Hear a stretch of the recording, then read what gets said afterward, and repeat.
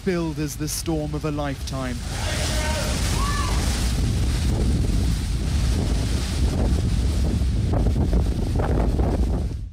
And as the extent of the damage becomes slowly more clear, it is looking devastating.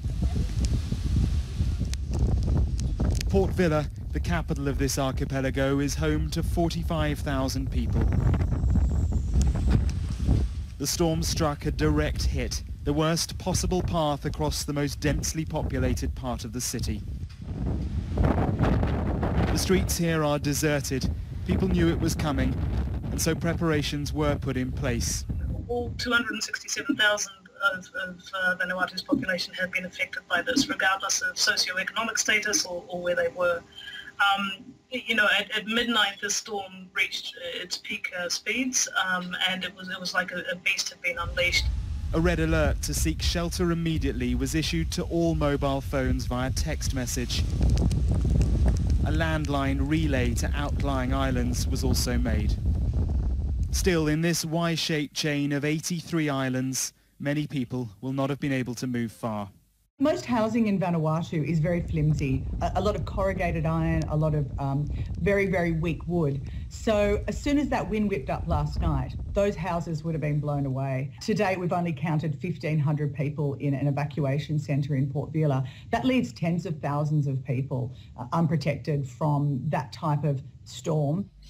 One of the many waiting for news is Tanya Cook. She runs a holiday resort on one of the islands with her husband Cameron, and she's not heard from him. I'm feeling absolutely helpless and in despair. I'm feeling pretty gut-wrenched. I'm hoping he's okay, and I'm hoping that everyone else there are okay. We've got family there and a lot of beautiful people that I'd love to get back to and see. Doesn't matter how much you can prepare, there's only so much you can do. It was going to hit hard, so he was definitely concerned and worried, and I had planned on talking to him shortly after, but then the phone's cut off. As the storm passed, tourists sheltered where they could, here at a convention centre. The power of the wind was clear even inside. The Australian Red Cross said the humanitarian needs are enormous. As always, shelter, food and water are urgent priorities. They will come from New Zealand, 1,000 miles to the south, and Australia to the southwest.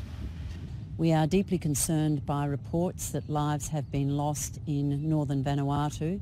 There are destructive winds, rain, flooding, landslides, sea surges and very rough seas. And the storm is exceedingly destructive there. Communications are still down in the northern half of the archipelago, and so the extent of the damage is still not clear. But already, aid agencies are talking of widespread destruction.